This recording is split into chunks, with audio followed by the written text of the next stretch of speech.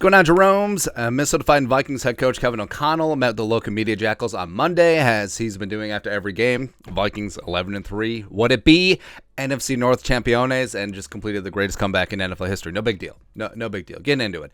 Gessling, Strib, as part of the opening statement to his press conference, Kevin O'Connell thanked Vikings fans for enduring some really bad football early on and providing energy during the second half comeback, which that was the thing. There was a lot of boos at halftime as the team went into the locker room down 33-0, justifiably, but not a lot of people left. Maybe it's just because it was so cold in Minnesota, or us Minnesotans are very much value seekers. Like, I paid for this whole seat, man.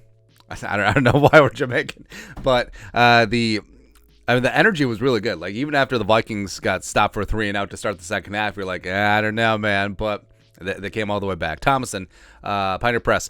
Kevin O'Connell talks about having won the NFC North as goal number one, and thanks to Wolf ownership group for support. And yes, I know that a lot of outlets have made fun of the Vikings. Look, they're just happy winning the division. Baloney. BS. The number one goal of every single team in this league first is to win the division.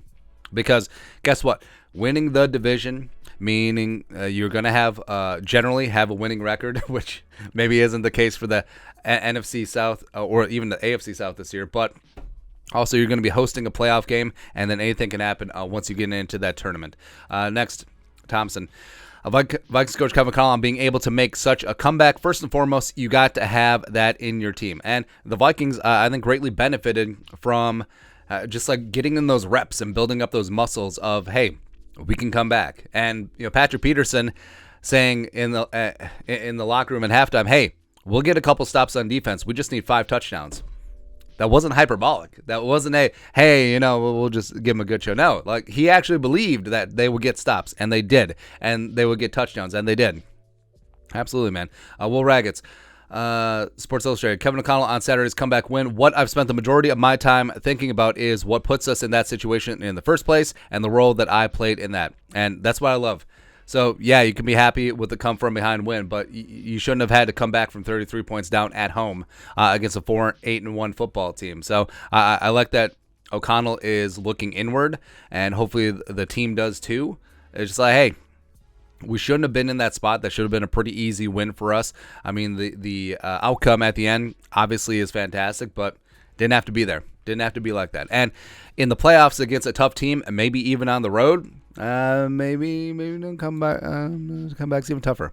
Gessling Strip. Going forward, O'Connell said that the Vikings will continue to play starters as they chase one of the top 2 seeds in the NFC, but could limit some snap counts for players who are banged up. They could also use the time, he said, to get a look at some younger players. So looking at guys like Zadarius Smith, and then trying to get more of a look at Patrick Jones or Wanham, or maybe even Luigi Villain, or guys like Jordan Hicks, who has been banged up, and then or maybe even Kendricks, because they talked about Kendricks having a calf contusion, and getting a guy like Asamoah a little bit more look in there as well. Because, I mean, as much as...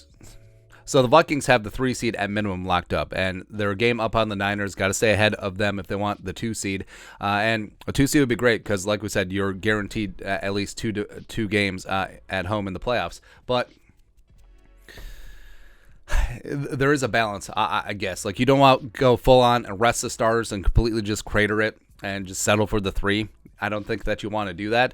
But there's certainly a couple of guys who could use some time off their feet, whether it's missing whole games or just having reduced snaps just to stay healthy and get them good to go for the playoffs. Thompson. Kevin O'Connell said Justin Jefferson's health is fine after Saturday's game, but he said some of the hits Justin Jefferson have gotten lately don't seem to be by accident. And we're going to do a full video on that because Jefferson's been taking some shots, man. And a lot of them have been either borderline and a lot of them have been dirty. Like the Stephon Gilmore hit where he clearly was just going upstairs. He jumped upwards to hit Jefferson in the head. There's really no other way around it. Like, you couldn't say that he's going upwards to try and hit him in the chest. No. So I think teams realize that the best way to beat the Vikings is if 18 is off the field. And you saw what happened when Jefferson left the field. Jalen Reagor was in, quit on that route, and where Jefferson wouldn't have, and caused an interception. It was rough. Thompson, Vikings coach Kevin Connell said it's hard to predict if Garrett Bradbury will be back Saturday from a lower back injury after missing 2 straight games. And Austin Schlutman has done fine in the place of Bradbury, but Bradbury's been playing really, really good this season. Gessling. O'Connell said Justin Jefferson came out of the game with a rib chest. It should be fine. Cameron Dantzler was available, but Vikings were cautious because of his illness. O'Connell said hip bruise for Eric Kendricks. Oh, that's my bad. I said calf. So hip bruise for Eric Kendricks. Hopefully that's not too big of a deal, but he could be a guy whose snaps could be reduced these next couple of games. And with Dantzler, I mean, Duke Shelley started the game, played 100% of the snaps on the outside. He was awesome. And Dantzler, coming back from that ankle injury, had to deal with the illness last week. I understand why he dressed, but didn't play, basically because the Vikings had him as emergency cornerback, as their cornerback depth is extremely stressed at this moment in time. But that's it. That's Kevin O'Connell's Victory Monday presser.